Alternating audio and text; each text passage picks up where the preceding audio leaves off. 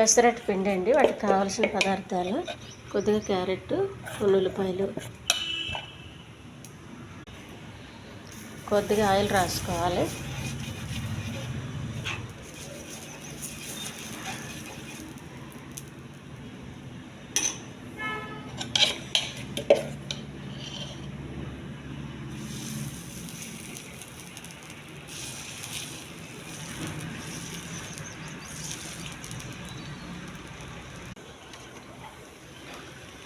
కొన్ని ఉల్లిపాయలు,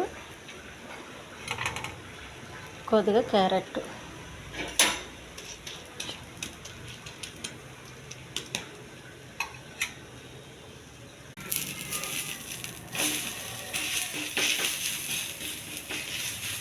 కొద్దిగా ఇలా కదిమితే ఉల్లిపాయలు అవి బాగా కాలుతాయండి.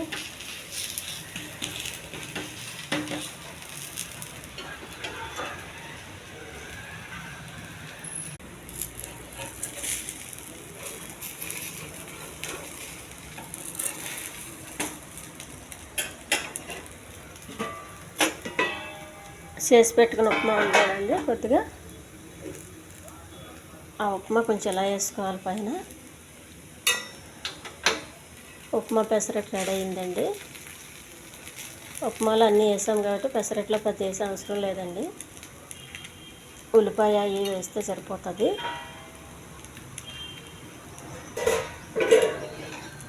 ఈ ఉప్మా పెసరట్టుకి మంచి కొబ్బరి చట్నీ అండి.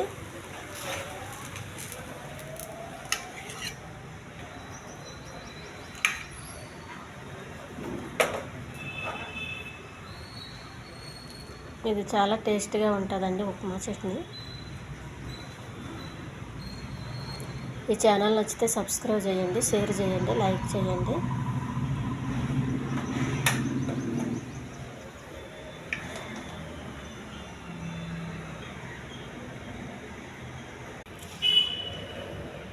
ఉప్మా పెసరట్టు రెడీ అయిందండి. ఇది చాలా టేస్ట్గా ఉంటుందండి ఉప్మాతో పెసరట్టు. దీన్ని కొబ్బరి చట్నీ నంచుకుంటే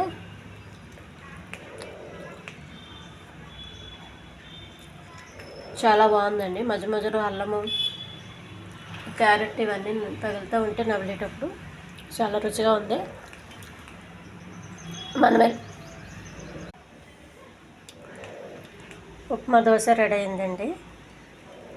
ఇది చాలా టేస్ట్గా ఉంటుందండి. ఇందులో పల్లీల చట్నీ కానీ కొబ్బరి చట్నీ కానీ చాలా బాగుంటుంది.